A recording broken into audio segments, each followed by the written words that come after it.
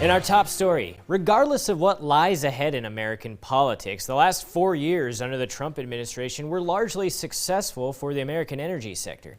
As North Dakota is one of the top energy states in the country, KX News wanted to take a closer look at the impacts President Trump has made on North Dakota's energy industry. I am thrilled to be here in the great state of North Dakota. Many North Dakotans remember back in the summer of 2016 when Republican presidential candidate Donald Trump gave a speech at the Williston Basin Petroleum Conference at the Bismarck Event Center. Even before he received and earned the endorsement of the Republican Party in the nomination, I endorsed him. I endorsed him very early on. At the conference, candidate Trump unveiled his America First energy plan, a speech that North Dakota's U.S. Senator Kevin Cramer helped Trump write. It was his first major policy speech on energy policy. And in that speech, we talked a lot about all the above energy, leveling the playing field, rolling back the regulations that were biased against fossil fuels. America is winning again.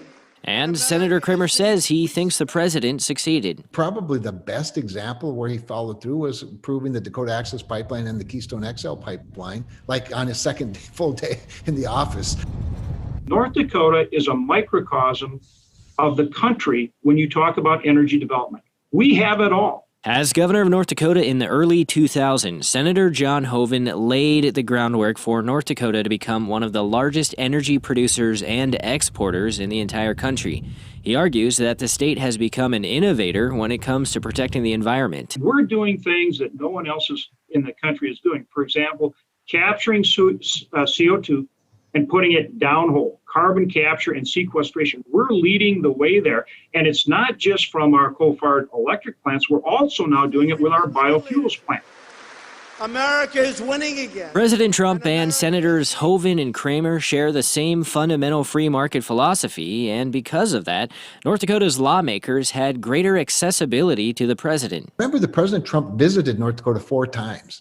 And why that's important is that they come to the people. They listen to those landowners. They listen to the stakeholder groups. They listen to the scientists at the Energy and Environmental Research Center at the University of North Dakota. And that's something that we hadn't seen in the previous administration. Frankly, with all due respect to all of my former president friends. Reporting in Bismarck for KX News, I'm Josh Meny.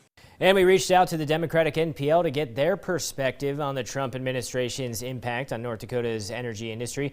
Democratic NPL Chairwoman Kylie Overson says, quote, market forces and demands have a far greater impact on the energy industry than any one president's policy.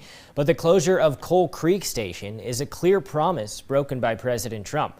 The Dem NPL, first and foremost, is committed to working directly with the workers and communities most impacted by changes in the industry, no matter who is in the White House, end quote.